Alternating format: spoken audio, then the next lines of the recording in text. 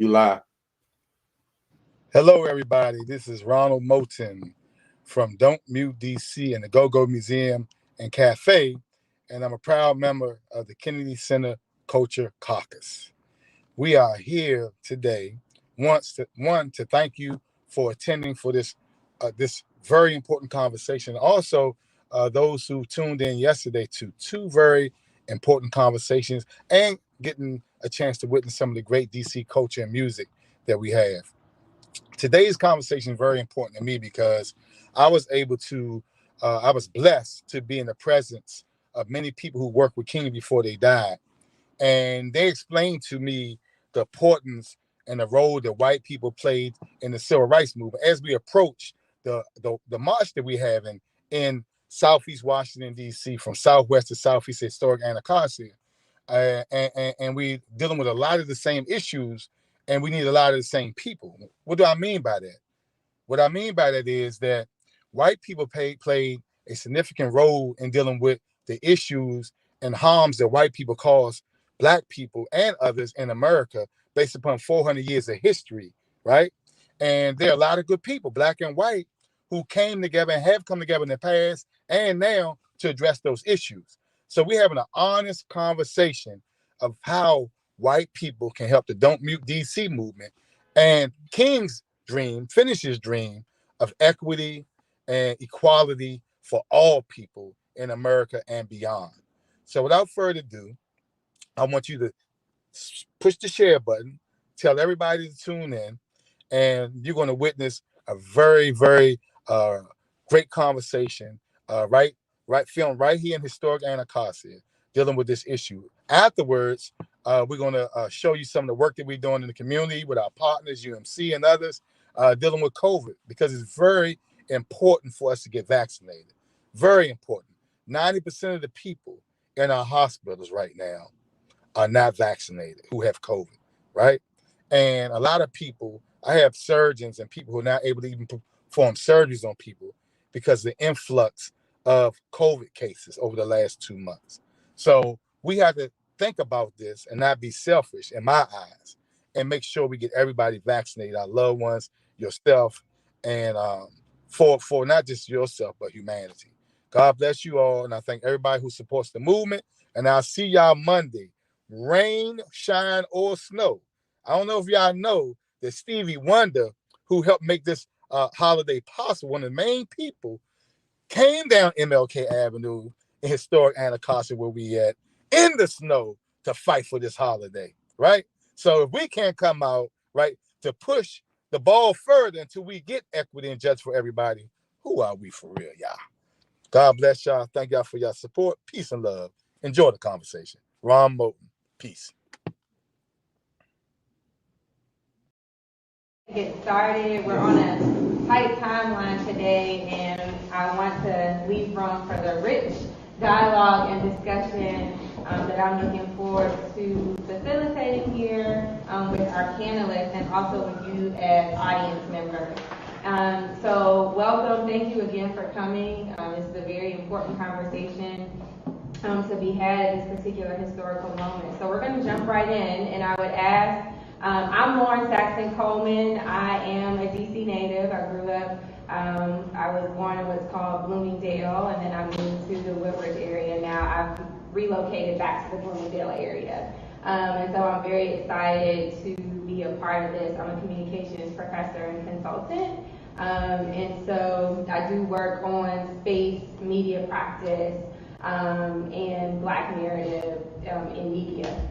So this is an exciting conference for me, and I'm very happy to be on panel with people who have committed to doing really important work in community. So I'd ask for each panelist to take a couple minutes, 2 to 3 minutes, and introduce yourself, and then we're going to jump right into the conversation. Okay? So my name is Suzanne Lee, and I'm thrilled to be here. I'm a faculty member at UDC. Firebirds, Firebird over here, and I'm there because they have the equity imperative, the equity commitment, which is that they want to see everyone in DC reach their fullest potential. And like well, why would I want to be anywhere else? Sounds good to me. And so I'm excited to be there. And they really, do like have a strong commitment to that.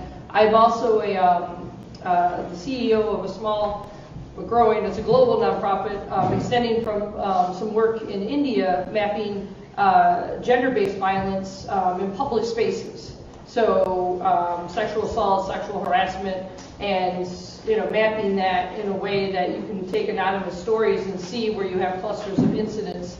And so we're excited to support this effort, and we're hoping that to get the word out, we have an app, and we're hoping to get the word out about using that because we think it's an important tool for any community, but we also think it could be useful for mapping other kinds of things like interactions with police, other kinds of hate crimes, LGBTQ directed violence, those sorts of things.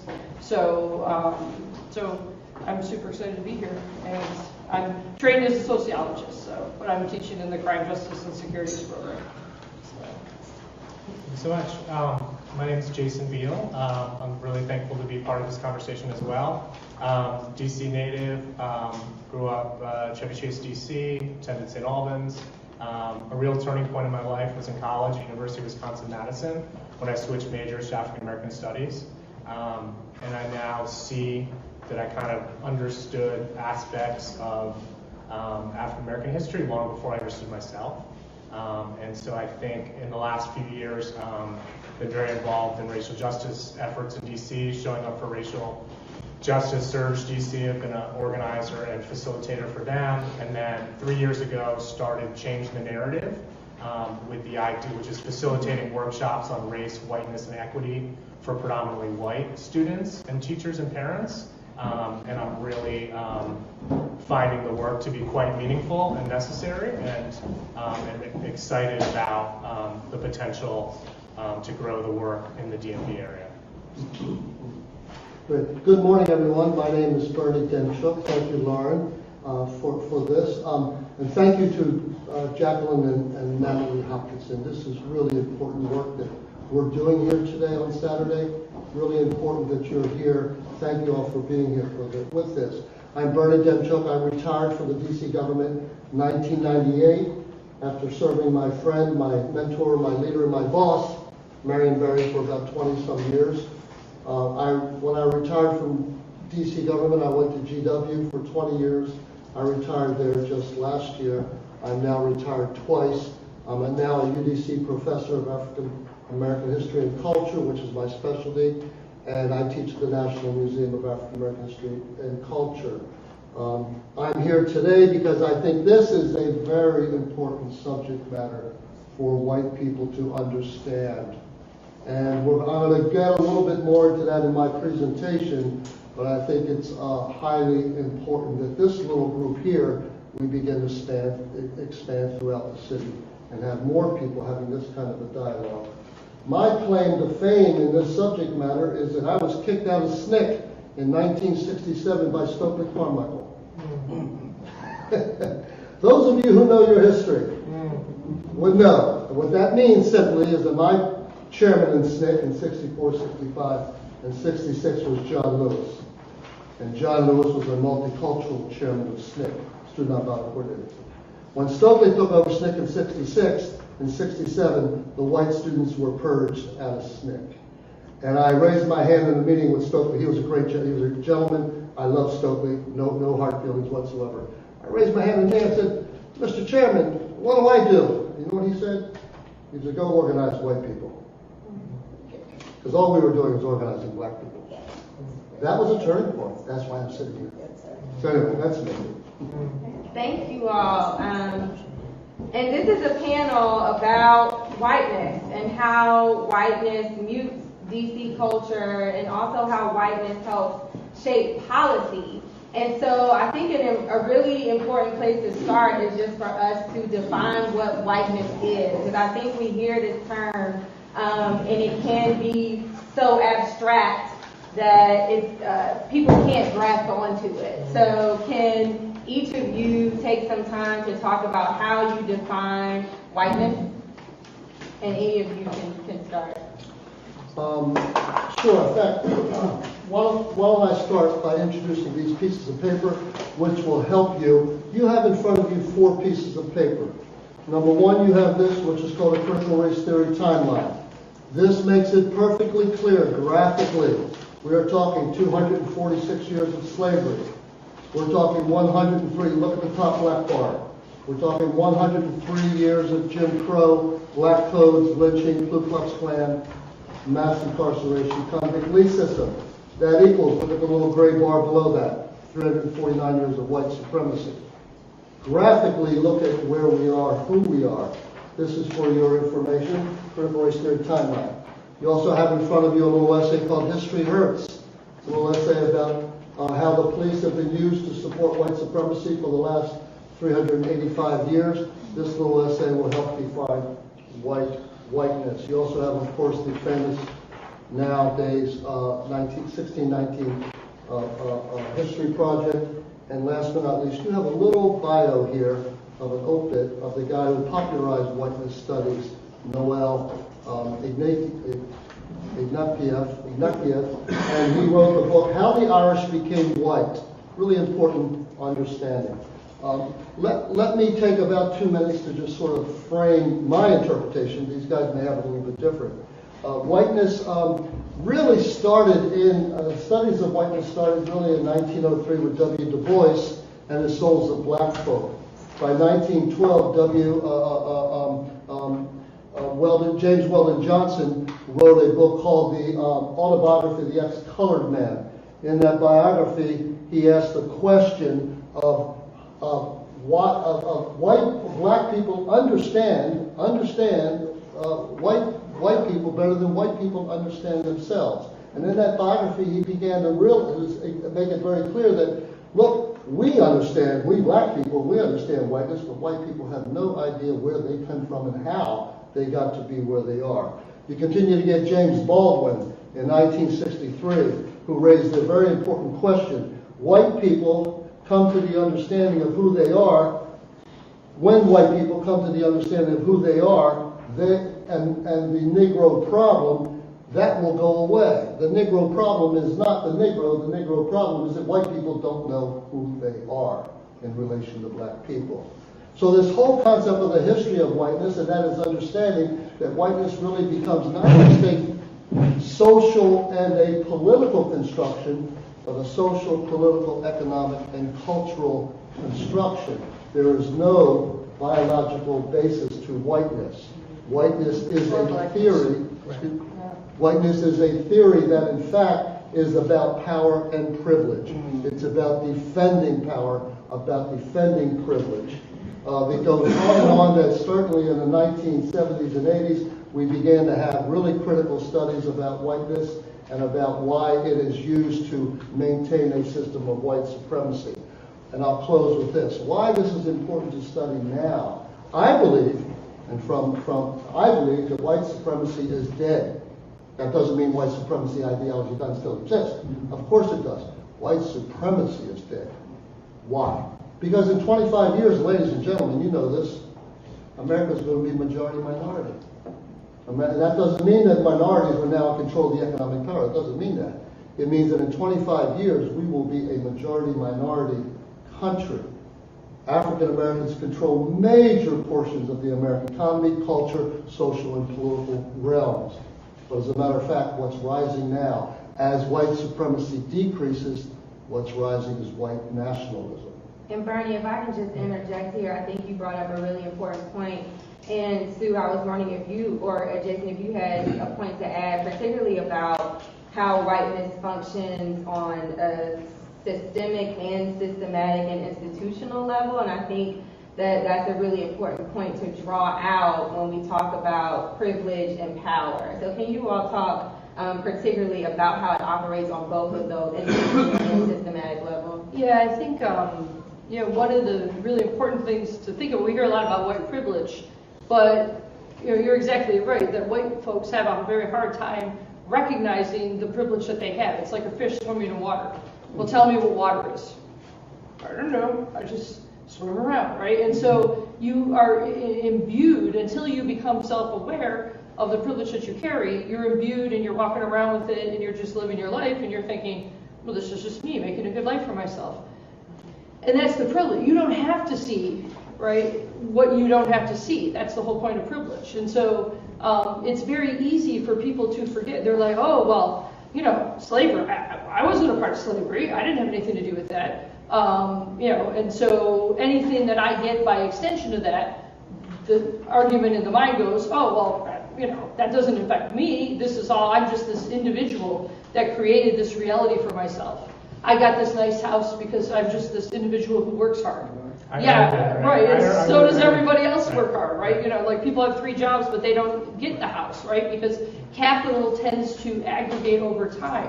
The GI Bill was transformative in this country to get like home ownership on the table for lots of people that served in World War II and after, and that included many black folks. But black folks were only allowed to get housing in redlined areas, so their housing did not appreciate. So when I look at peers of mine who are black versus myself, and I grew up in a white working class family in Detroit, you know, we were not rolling in dough, but we had enough position by virtue of being even working class and white, we had enough position that wealth did build.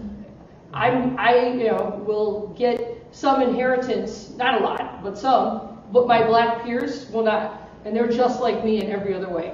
Their families are just like mine. So. Yeah, I'll just speak of that. There's a great podcast called Seeing White by John Bewin and Chenjerai Kumanyika. And it goes all the way back to 1619. I love the episode on affirmative action. And it talks about the ways that white indentured servants were, you know, given land and given musket and given, you know, these benefits all the way back from 1619. So to me, like, there are a lot of angles you can take on whiteness, but it's this sort of arbitrary and exclusive club that advantages certain people who can be pass into it or be part of it, while at the same time subjecting to violence those who are not included. So I think it's really important to see it as not only like material and, you know, advantages in those realms, but also like the violence that you're subjected to by not being included in whiteness. Right, and it's especially violent because you get, you know, like to feel like somehow you did something to merit the violence that's coming upon you. And real quick, just to Bernie's point, like, I don't believe white supremacy is dead at all. And one of the reasons I don't believe it's dead is I think that it's so ingrained in our country and in our world that black people and people of color can very much adhere to white supremacy. And I mean, I had a black friend who basically told me that Clarence Thomas has a lot of whiteness, you know? And I would never think of it that way and even like say it that way. But I do think there's something interesting to unpack there in terms of the ways that we've been conditioned and the ways in which we use how we show up in this world. And I think to both of your points, what I like about what you just said is that there was an author by the name of Peggy McIntosh. You know, Peggy McIntosh's belief that we white people walk around with an invisible backpack of privileges on our back. And anytime we need to pull them out, we need to pull that white privilege out, we do it. But it's invisible. It's like the fish swimming in water. Yeah. And we got this invisible backpack of white power, of white privilege, and we pull it out whenever we need it. And I think what's important about that invisible knapsack that McIntosh talks about is like sometimes that's what makes it so difficult for white people to understand that they have privilege because they don't know that it's there. And they think that they're pulling out the ability to buy a home and to live in certain neighborhoods from just their hard work. But what Peggy talks about is not just invisible. Most importantly, it's invisible to the people who are wearing it. And it's so difficult for them to grasp where these advantages are coming from. And so thinking about whiteness operating on a systemic level, let's talk about how whiteness operates in the context of gentrification and when it comes to shaping housing, economic policies. What role does it play in that? Yeah, I mean, I think one big thing, that we're noticing, I'm in the crime, justice, and security studies. I'm a sociologist, but I'm trained in criminology. One big thing, and I know you do training with police as well, Bernie, but when I talk with police, many are very frustrated at all of the calls they get to basically enforce racial lines, right? Meaning that someone calls up and says, oh, there's a black person in my neighborhood, standing near a car or some crazy thing like that. And, you know, so the police, if they call and people don't get, you know, like if you call the police, they have to come, right? So don't call for dumb things. But people call and they come, and the police themselves become annoyed that they're having to enforce, you know, these kinds of things. So I think when you get something like gentrification happen, it, you know, without people being aware of who they are and where they're moving, they're much more likely to encounter these kinds of dynamics. You know, I was talking with Dr. Hopkinson a couple weeks ago, and you know, they often do a gathering for Howard Homecoming. They notified their neighbors, hey, we're having a gathering. It's going to be a little loud till like 11. You know, there'll be music, there'll be a band, a live band. You know, just want to let you know. But people still call the police. Oh, the music's too loud, the music's too loud, which is the whole reason that this whole movement has gotten started, right? And so that's where, you know, like, I think that you can become aware of the knapsack. Right. You can become aware of where you are, you know, but like we have to have those conversations, and I think white people really have to have those conversations with other white people, you know, because when I do have those conversations with other white people, they seem surprised, like, oh, you don't agree with it? No, I don't agree with you, and here's why. And it changes how people think. Because they're like, oh, I thought everybody thought like this. No. And I'll just say, like, what's happening in the city right now around housing and displacement is, like, just devastating and heartbreaking and, like, must be stopped. And I see it at Congress Heights and these slum, you talk about whiteness, like, these slumlords like Jeff Griffiths at Sanford Capitol in Congress Heights, or Chris Donatelli with the Park 7 tenants, or Brooklyn Manor and Mid-City Financial. So it's like in my opinion, the DC Council and the mayor are, you know, cater to wealth and to whiteness, and the police are there to protect wealth and whiteness and white people. And so you have this, and in Brooklyn Manor, like, I've been part of the organizing. There's a group called, well, initially it was One DC, and now it's DC Neighbors for Racial Justice, and the Tenants Association there. And the stories I've heard, I mean, it's just, you know, rat infestation, just all kinds of stuff, and security forces on site who are there giving children tickets when they, like, run across the grass. So they're literally, like, you know, criminalizing black residents of Brooklyn Manor in an effort to, like, split up families, because they don't want to build the 535 affordable units that they could very easily build. They're making 1,750 units, but they're trying to split it up just in the name of, like, capitalism and racism and the intersection of it all. That's a real life, real time example of the way the whiteness is showing up. Bernie, do you have? Yeah, I got a lot to say about that. But I'm not going to fight on this question. I'm not going to fight with my friend Jason on the question of white supremacy. I'm not saying that there's no more white supremacy. Of course there is.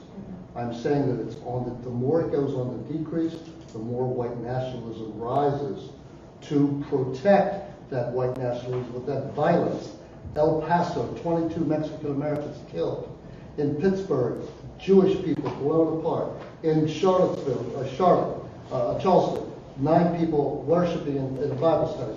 With this decrease of white supremacy comes this white nationalism. Now when we're going to get in this question of DC, we get a much more complicated situation.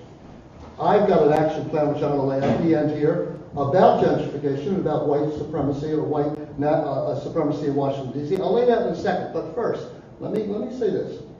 We have a black mayor, we have a black city councilor, we have a black member of Congress, we have black police officers, we have black AG, we have black wealth in this city.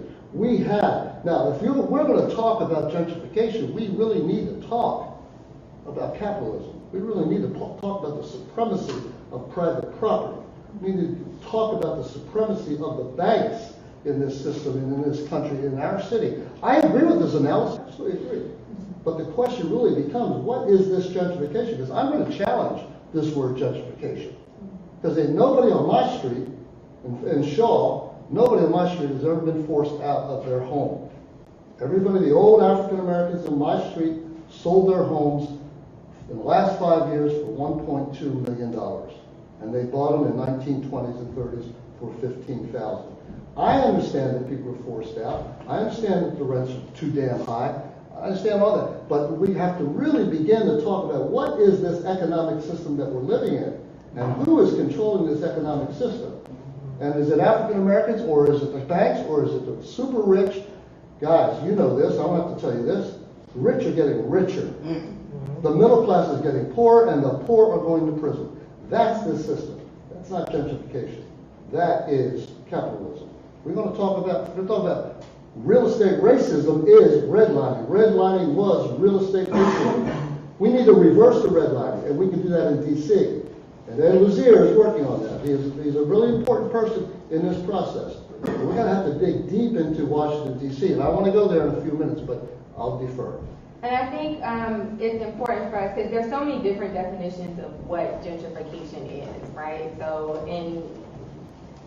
for me, in my own work, I use it as an outcome of urban renewal, of what we see happening not just in D.C., but in L.A., in Detroit, in Philadelphia, in New Orleans is another example that we often draw when our sister chocolate city, right, as New Orleans.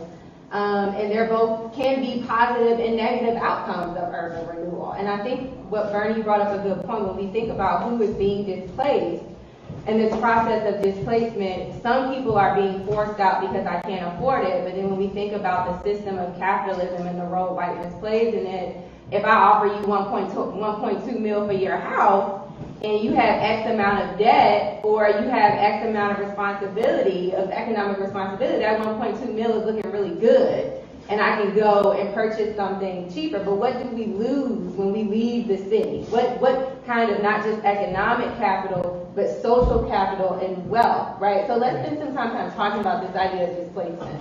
And if I could just dig right here for just a quick second. Thank you, Lauren. Mm-hmm. I'm going to shock you all. You all ready for this? I'm going to shock you all. You want to blame somebody for gentrification? Blame my two best friends in SNCC, John Wilson and Marion Barry. Marion Barry put the Reef Center at the corner of 14th and U in 1986 to bust up the drug trade and to bust up the situation. That was 1986. My friend Frank Smith, also in SNCC, put the African American Civil War Museum at 10th and U to close the gap. Once they both realized, and we all realized at that time, and I was with the mayor at that time, when that subway was going to open up at 13th and U, that was going to change everything. And with Marion's Reef Center and with Frank Smith's Civil War Museum, that began to change everything. African Americans in my neighborhood, I've been in Shaw for 40 some years. Black people in my neighborhood in the 70s and 80s took off because of the crime, because of the crack cocaine, because of the violence. They took off. Where'd they go? You know where they went. They went to Ward 9. Where's Ward 9? Prince George's County. 5 of the richest black communities in America are in Prince George's County. 5 of the 10. Who created that? Marion Barry. The point I'm making, I'm not blaming Marion Barry. I'm not blaming Frank Smith. I am saying that this is a complicated issue. That black people left the city because they could leave the city. Because they had the money and they had the jobs and they had the credit. They took off. And when they left, what was left behind was the crack cocaine. And who came in? The Ethiopians. And the Ethiopians started to gentrify, started to change U Street, and look what we got today. The fastest gentrified zip code in America, right there in Shaw. And I just want to sort of take it somewhere else, which is like, it's obviously the displacement, but it's also this like cultural erasure, right? And so we see it, like I remember when the DC was doing its cultural plan a few years ago on U Street, and I went to a lot. I went to one at Anacostia Arts Center, I went to one at Gala Theater, I went to one on U Street, and they had all these things, but they didn't really hear from the artists, and the way that the city suits led those discussions was not inclusive at all. And I remember talking to Eric Shaw at the time, I don't think he's even in DC anymore, but about the U Street and about like what was happening. And now you just have all these like, 23-year-old, white kids getting drunk and, throwing up. It's not U Street anymore. And he told me to my face, it doesn't matter.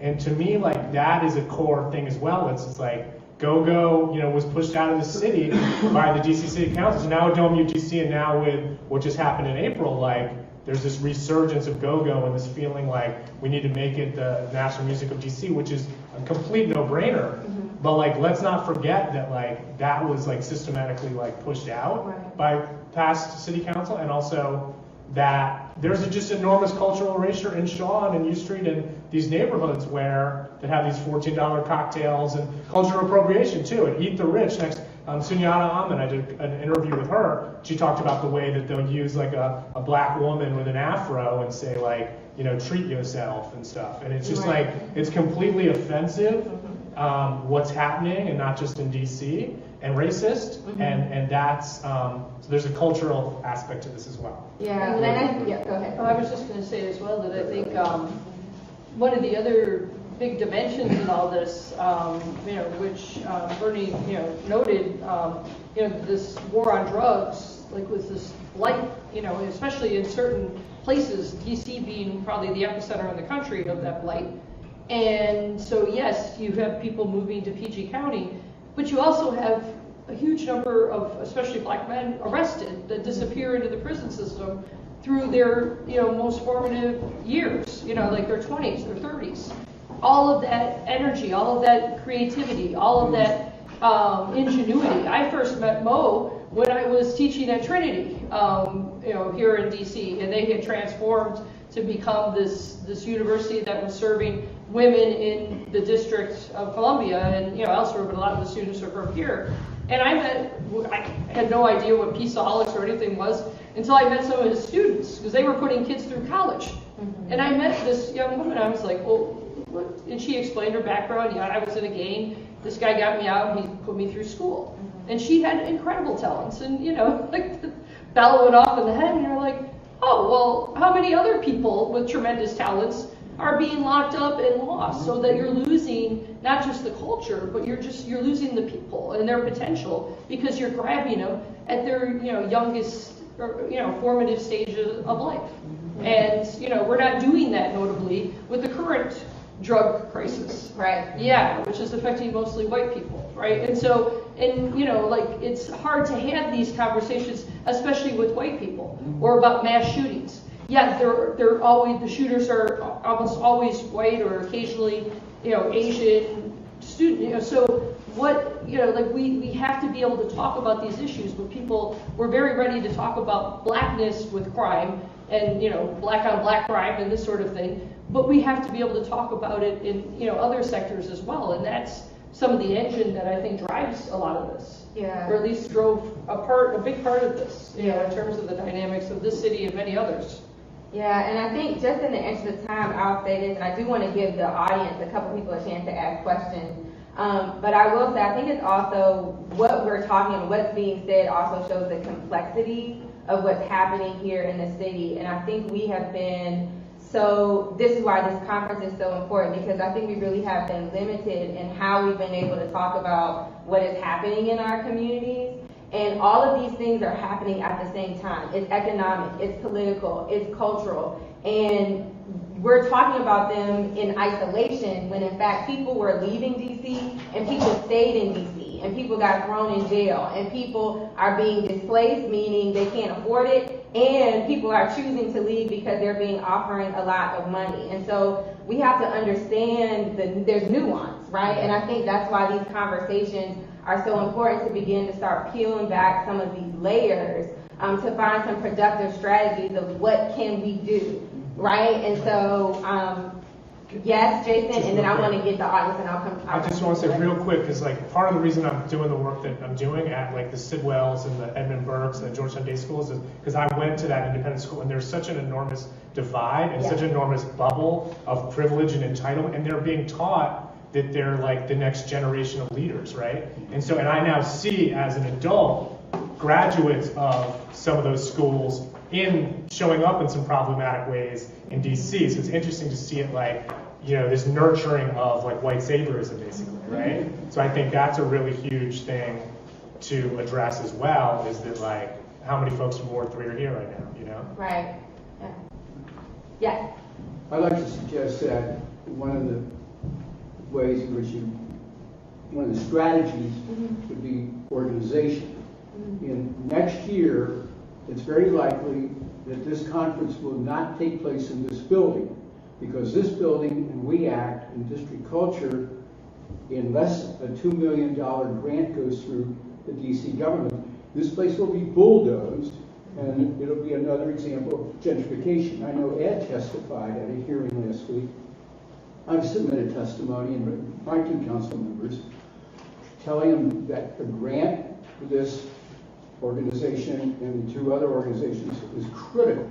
But unless there's an organizational approach to these things, nothing's going to happen.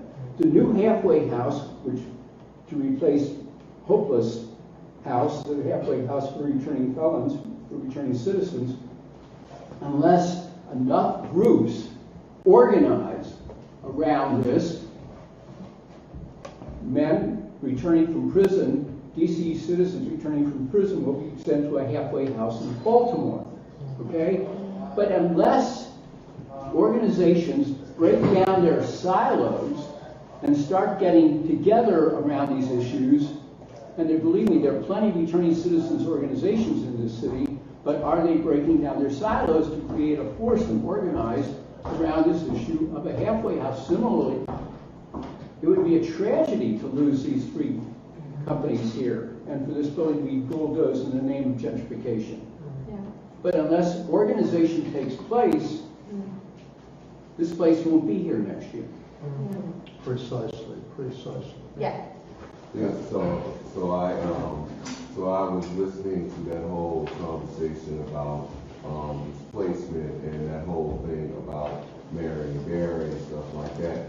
I think when you mention the crack epidemic, I think you need to mention what actually is the source of the crack epidemic. And I know you're a historian.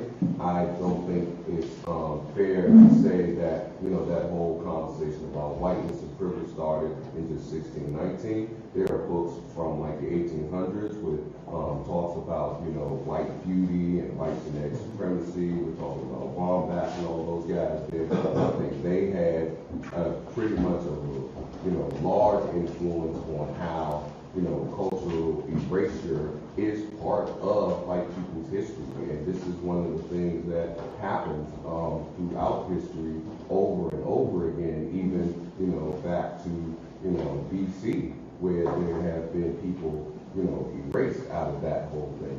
And I just want to kind of like challenge the notion that if you want to blame gentrification on Lewis and Marion Barry, they were trying to respond to an issue that really was actually set in the black community. And I really wanted to have a real conversation about how all of the talking points and all of the pressure on those guys, actually come from white supremacy, which is still, very much so in play. It is not dead. It is playing out again here in DC with the quote-unquote heroin epidemic. It is not true that everywhere heroin is affecting white people. In DC, it is killing black people. And just for the point about displacement, over 80% of our homeless population, which is the population I serve, are African Americans. So I just want to... No, thank you. I think organization key, and I think, again, it's a complicated issue. And when we talk about people involved in this city and politics, whiteness operates on a systematic and institutional level, and you don't just have to be white to operate within that system, right? And that's why it's so important for us to also think about, as individuals who can organize and serve as allies and build coalitions and partnerships, how can we disrupt and hopefully work to dismantle that system? And we technically are out of time, but let's try to get 2 more questions in, and then we're going to close. And I will plug that there's a workshop after this where we're going to continue the conversation about how we can dismantle whiteness and fight against displacement here in the city. So I will get you, and then I saw the one in the back. So yes, please, question. So quick question and Yes. comment. So my question to you all is, how can you all be good allies? Because every major movement that affected white people in America have been on the backs of black people, the women's history movement, the LGBTQ movement. But when it came down for black folks to depend on white folks, not you all, but they were nowhere to be seen. And secondly, I want to talk about the notion here in DC has been a native Washingtonian. Since home rule, like every mayor up until last year, the majority of the council looked like me, right? And every mayor and the majority of the council looked like me set the policies in place that ended what we have now, right? You have Mayor Williams, who did the baseball district. You have Marion Barry, while we love him, didn't do necessarily enough to transform economics in Ward 8. He focused more so on downtown. And so if we can't trust people who look like us, who we vote for, then how can we, in return, trust people who look like you, who never really show up except for when it's time for us to meet us? Can one of you all take that question? I'm sorry to limit, and then we'll get our last question so we can move on to the next panel, just in the interest of time. I'm only going to say thank you, yes, yes, and I agree with both of you. And I said what I said to get a rise out of you, and get a rise. You are exactly correct. And so you're right, too. I think what I want to close with is say this. Guys, this is 45 minutes. This is ridiculous. We need a whole conference or a whole day examining this and an action plan coming out of it. So thank you. Yeah. Sue, you want to? Yeah, I was just going to say real quick, kind of connecting to what you had said. You know, I think part of it is, I'm in the academy, I look at data, I look at, part of it is, making things more clear that need to be dealt with. Like, I think in terms of being an ally, what can I do to help? I'm not here to lead, I'm here to help. And I think that that's an important distinction, that you're, like a support person that has resources. One thing, for instance, I have my students working on right now. Suicides amongst 5 to 11-year-olds, almost all boys, right? Very, not a huge number, but growing. But the scary thing about the number is 1/3 of that number is black boys. What the hell is, going on? And why isn't that in the news regularly? Like that tells me that those kids are reading the tea leaves at 5, 6, 7 babies. Are reading the tea leaves and reading and seeing, I don't matter. I can erase myself, I don't matter. That's not acceptable. So. Can I just say one thing? I think the critique of white folks is absolutely earned, and we need to show up in lifelong solidarity ways. And I'll just say, just in the last 2 years, for the first time in my life, I feel like I'm connected to white folks who inspire me and who I look up to. So, and there's this sort of weird thing around should that be more visible or not? Then if that's more visible, then it's you're centering white folks and you're centering things. So it's this interesting thing where it's white folks need to do the work and not be about the credit and about the visibility very much. But there's a lot of hatred of white nationalism and Trump and all this stuff that's visible. So I'm kind of wondering why don't we know about Ann Braden? Or why don't we know about people who are I think there is a benefit actually to a little bit more of a white anti-racist network or organizing or something, because there are people who are now in the fight and who I respect. Another question in the back. We'll try to get both y'all in, to be honest. Okay, go ahead. I just wanted to comment on this rhetoric around white supremacy.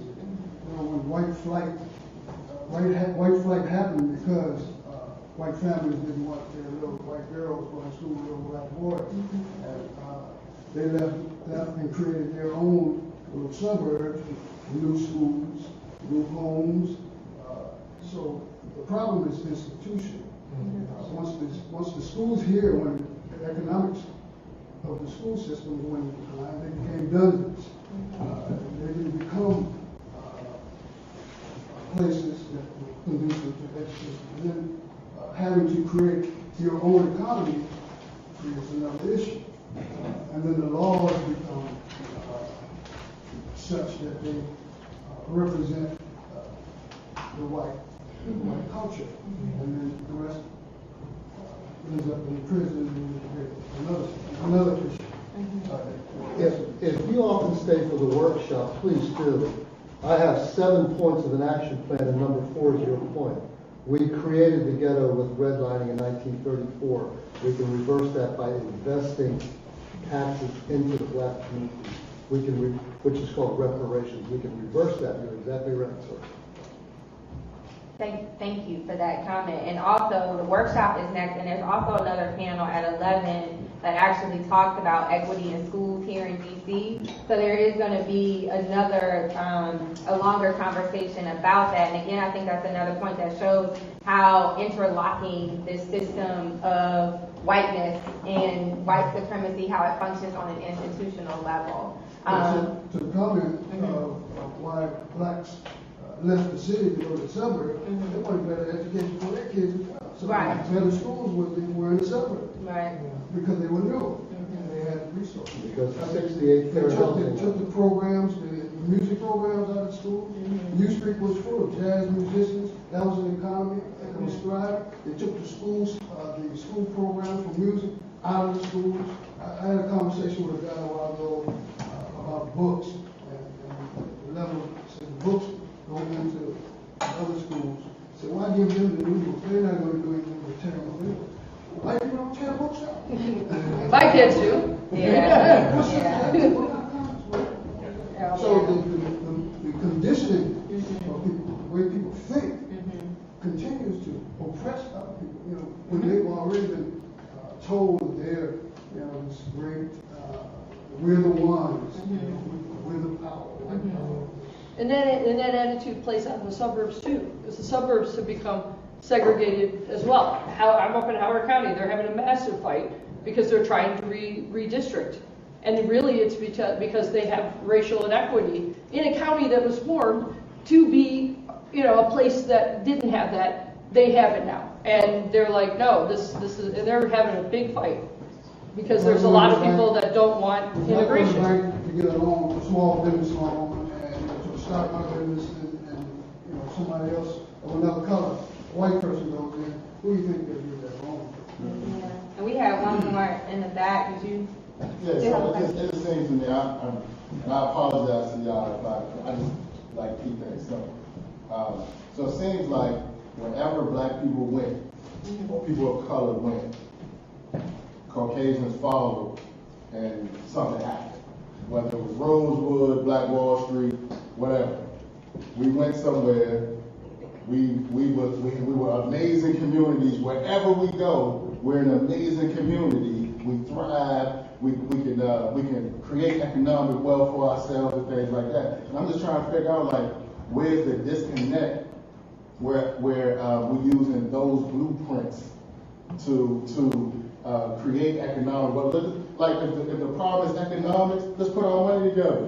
You know what I mean? Let's talk about that. Let's put our money together. Let's organize, put our money together. If the problem is political leaders, let's put our resources behind somebody in this room that's going to run for office, and they're going to take our needs and pass policies where our needs are met. Like to me, it just kind of seems simple. Like this is a problem. Let's take action like this.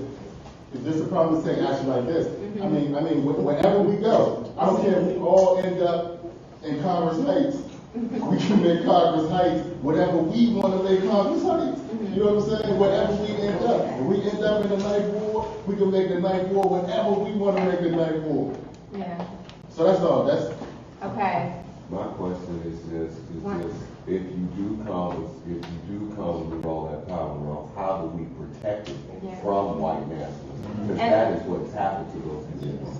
Yes, and I see one more hand. This will be the last comment, and then we'll get ready to transition into the workshop where we're going to talk about more hands-on and I would say more tangible and practical methods. We'll get this last comment, and Jason, I'll let you talk about the workshop. Okay. Yeah. This will be short and sweet. I'm cut from the same cloth that Bernie is. We come up together. If we don't start, I hear a lot about organizing. If we don't start lobbying for us at the city council where they make the decision. I was down, I think it was like 2 weeks testifying for GoGo. Like I said when I was testifying, what am I down here for? GoGo has always been the culture, music of DC. But the process is, it has to go through the council. Okay? If we don't, a good politician, Bernie knows, he's deceased now, Harry Thomas Sr. Everybody lobbies but us. That's right. I want y'all to hear that. Everybody lobbies but us. The go-go testimony. We couldn't even fill the chamber up. Are you serious? But we can fill a nightclub up, standing room only. But to get it to be the cultural music of DC, we couldn't even fill up the chambers. Everybody lobbies but us. Well, a lot of the people who patronize Go-Go have to work 9 to 5s or in other capacities where they cannot afford to take up the work to go to a council session in the middle of the day. So I think capitalism is still the root, and it's easy to, I don't want to say judgment, but that's true. I know it's true, but it's like there is a reason for that. It's a reason why this time of day, the same thing that you're saying about capitalism. Black capitalism will not save us. As you said, white people will always follow suit, and the pillar will always move. So it's like we have this conversation is valid and it's important because we have what time thing was? Oh, I'm not white. 5 o'clock in the evening. It was at 5 o'clock in the evening. That's time when mama didn't pick me up from school. I got you. So I just want to say, I do appreciate those comments because I think that it helps explain the intersectionality and again, the interlocking systems of gentrification and that it's not one thing and there's not one solution. And for people, we thrive with a diversity of opinion, and we have to be willing to listen and to engage with one another to come to a consensus, which means we all don't agree, but we can all work together towards a common goal. And I think that's what the goal of this conference is and the goal of this panel is, and I'm appreciative, and I think we all are, of everyone's contribution. And Jason, I'll let you close with provide some more information about the next workshop where we'll continue this conversation. Yeah, and that's just what I'll say is like, it was a little bit hard to plan exactly what to do in the workshop, knowing that we're going to have a panel right before it on the same topic. So I do want to kind of be informal and just continue to hear from everyone. We're here today with the next generation of go-go artists, and they're going to show you something special because this is all about them, if you ask me. We done what we had to do. Now it's time for them to do what they have to do to uplift our music, our culture, and our history. And I'll let them speak for themselves as they get the beat going again.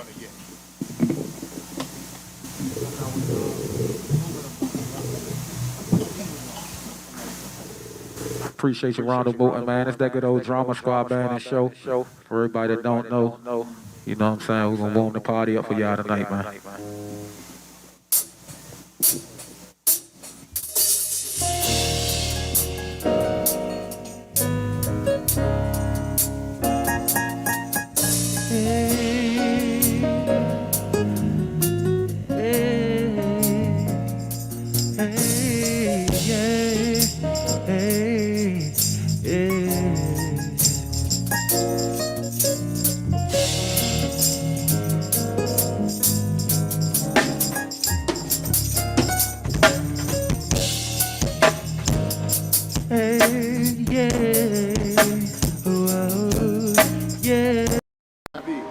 This is what it's all about. It's not just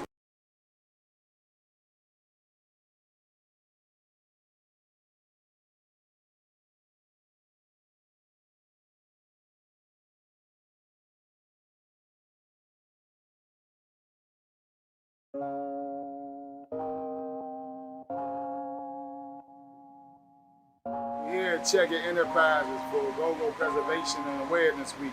So the awareness issue today is about our health. And we partner with the United Medical Center and Love Plate Soul and Grill, where we're here right here with We Act Radio, Checker Enterprises, and the MLK Avenue cluster of good people, getting people vaccinated, getting people tested for COVID and HIV. This is what it's all about. It's not just about the music, it's about the culture, it's about our health, it's about uniting to make the world a better place. Let's take a look at what we got here. So this is the food right here. One step above health, right here. Literature.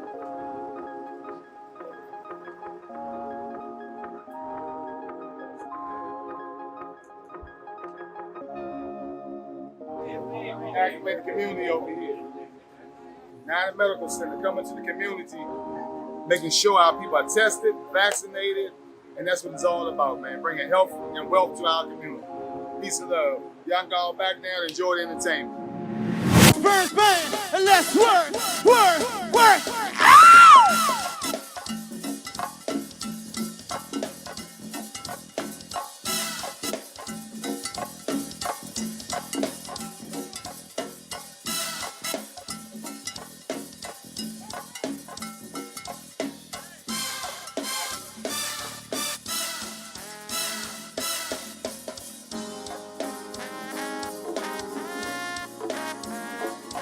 Oh yeah.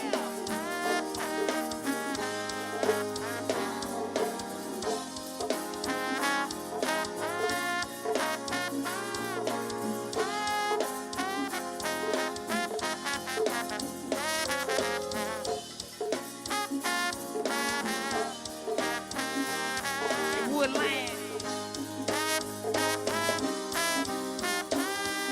Strumming my pain with her finger. One time. Singing my life with her words. Two times. Killing me softly with her song. Killing me softly. Southside. With her words. Telling my whole life. With her words. Killing me softly. On my Sagittarius. With her song. It's your time. Oh, come on.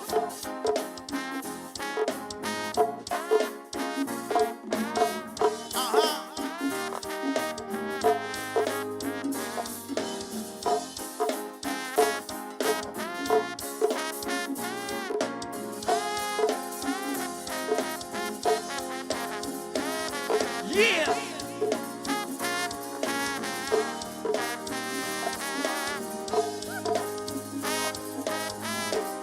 Sing, ladies. Come on. Strumming my pain with this finger. Fellas, a one time. Singing my life with his words. A two time. Killing me softly with her song. Killing me softly with her song. Telling my whole life. With her words. Killing me softly. With her song. I got you. Come on, ladies. Whoa. Whoa. Right, yeah. Blah, blah, blah. La, la. Come on.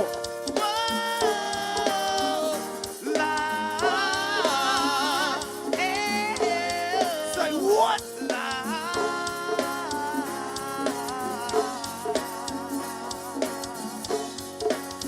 Come on. Sing. Ooh, one time. You better do your thing in that polka dot dress. A two time. Come on. Yeah. Oh yeah. Oh.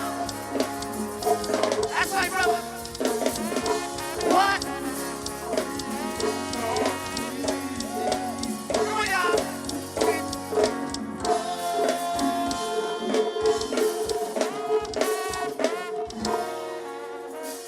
Come on, let's go, Travis. You better play.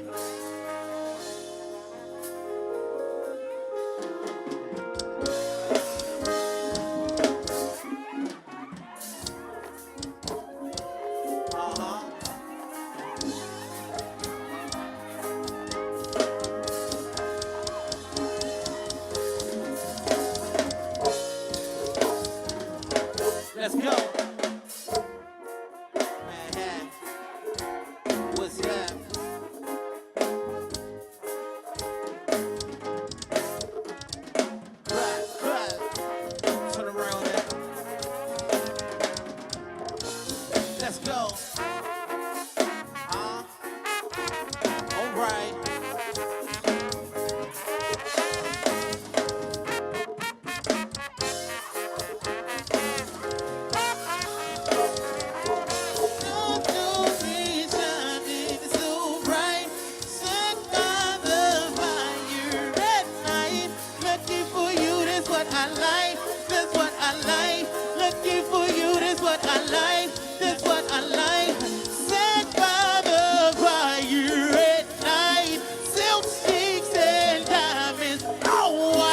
Lucky for you to Bury his brother today, Albert Marbury Jr. Long live Albert. He was born on April 13th, 1966, and he went home to Jesus on October 30th, 2021. And today we celebrated his life. It was not a death, it was a going home. His spirit still lives on in you, in your family, in your memories, in your love. Never forget your brother. I love you. I'm sorry. What up, Black? It's a little feel-good music, man. It's the music we grew up on. This is the anthem.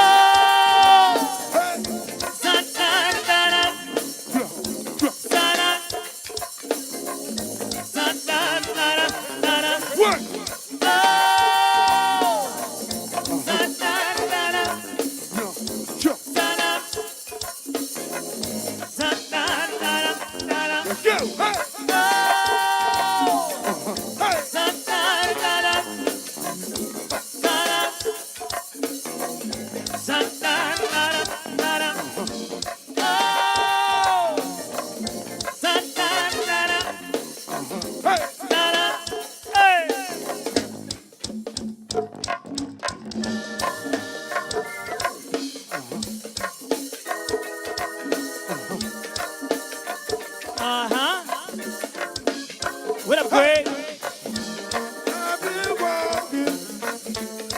Ooh, I've been getting it in a little bit, y'all. Shout out to these ladies ready to heat up a little bit out here, then, y'all. Yes, indeed. Ooh, Lord. All right, Jatar. Jatar got us a step. Let's get that.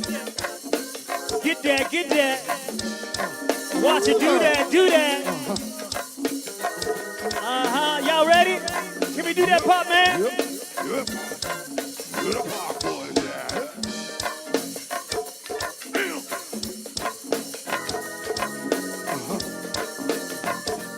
You get ready.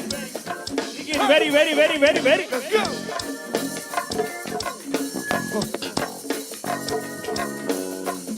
Let's try right here. I've been walking, and I've been talking. Go ahead, go ahead, go ahead. We are grooving, y'all not moving. Go ahead, go ahead, go ahead. Y'all out there freaking, you must be freaking digging. Go ahead, say what y'all must be mumbling, 'cause I can't hear nothing. Go ahead, hey, give me the bridge, y'all. Tell them about the one-on-one. Tell them about the one-on-one, y'all. Hey, tell them about the one-on-one. It's a private party. Act like it's a private party. Get on down, y'all. Believe up, bow. Enjoy yourself at this private party. Get on down. Southside private party. Thanks to Ron Mo, y'all. Can you imagine this?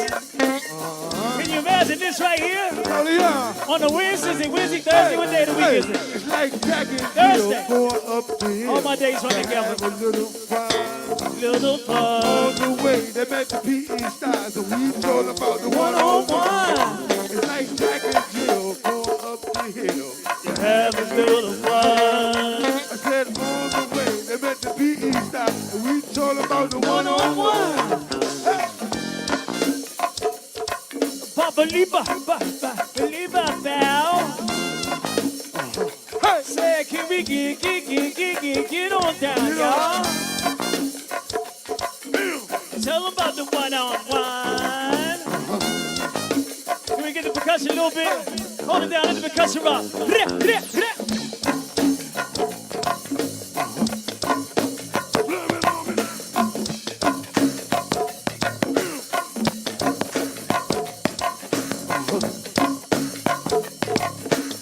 bass in the place, bass. And little bass all in this place. And bass, where the at? Come on.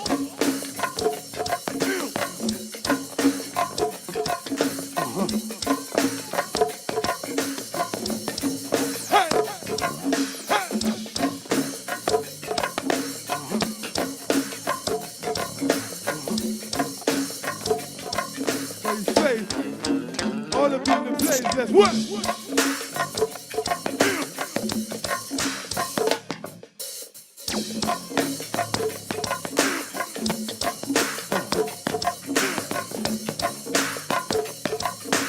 It's a rock star up here with the bass guitar, y'all. This is Bass Face right here. He's a rock star. One of the best to ever do it. Representing the culture to the fullest. Watch that man play that bass. Huh? Little bass all in this place, man.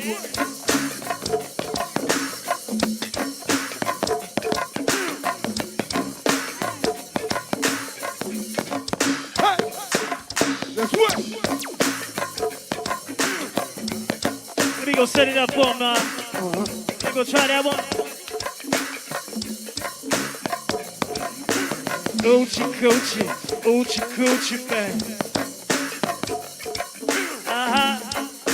Let's try it right here.